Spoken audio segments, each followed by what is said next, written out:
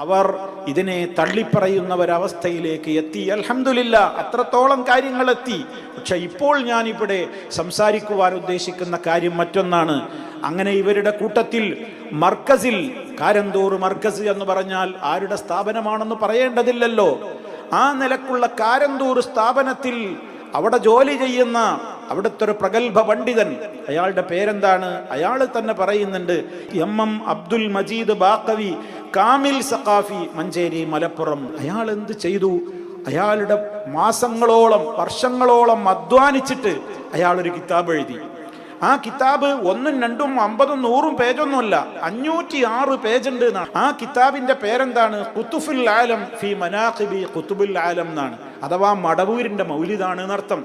CM മടവൂരിനെ കുറിച്ചുള്ള വർണ്ണനകളും വിശേഷണങ്ങളും ഒക്കെ കുത്തി നിറച്ചിട്ടുള്ള ഒരു മഹാഗ്രന്ഥം എന്ന് പറഞ്ഞാൽ അതിൽ അദ്ദേഹം പറഞ്ഞിട്ടുള്ളതൊക്കെ സത്യസന്ധമാണെന്നും എല്ലാ അർത്ഥത്തിലും ഉറപ്പുവരുത്തിയതാണെന്നും, എത്രത്തോളം അദ്ദേഹം അതിൽ പ്രയോഗിച്ച പദങ്ങൾ വരെ എന്താണ്, എനിക്ക് ഈ വിഷയത്തിൽ ഞാനിതിൽ ചേർത്തിട്ടുള്ള കാര്യങ്ങളൊക്കെ എനിക്ക് ഐനുൽ യഖീനാണ്, കൺകൊണ്ട് കണ്ട പോലെ, ഹഖുൽ യഖീനാണ്, വളരെ യാഥാർത്ഥ്യമായ നല്ല ഉറപ്പുള്ള കാര്യങ്ങളെ ഞാനിതിൽ ചേർത്തിട്ടുള്ളൂ എന്നൊക്കെ പറഞ്ഞ് എങ്ങനെ അത് വസ്തുതക്ക് നിരക്കാത്തതായി?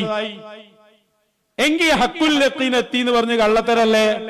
ഹഖുൽ യഖീൻ എത്തിയ ഒരു കാര്യം പിന്നെ മറ്റൊരാളുടെ പ്രലോഭനം ഇല്ലാതെ എങ്ങനെ തിരുത്തും?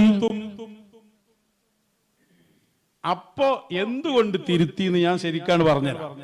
ഇതിൽ പറഞ്ഞത് നേരത്തെ പിന്നെ ഹബീബായ സ്വല്ലല്ലാഹു അലൈഹി വസല്ലം തങ്ങളെ കുറിച്ച് തിരുത്തിയത് എന്തുകൊണ്ടാ? അതിനെതിൽ 2023 ഫത്വ വന്നുകൊണ്ടാണ്. എന്നാൽ ഇവിടെ അഹ്ലുസുന്നത്തി വൽ ജമാഅയുടെ ആശയം ഈ ബുക്കിൽ എഴുതിയപ്പോ അത് ഇന്ന് നിലവിലുള്ള ഇവരുടെ നേതാക്കൾ പലരും പ്രതിസ്ഥാനത്തായി, പലരെയും ആട്ടം മുട്ടി. പിന്നെ തിരുത്തിപ്പിക്കല്ലാതെ യാതൊരു രക്ഷയുമില്ല. അതിനൊരു 4-5 കാരണം ഞാൻ പറയാം. ഇത് പറഞ്ഞത് കൊണ്ട് പറഞ്ഞുതരാം.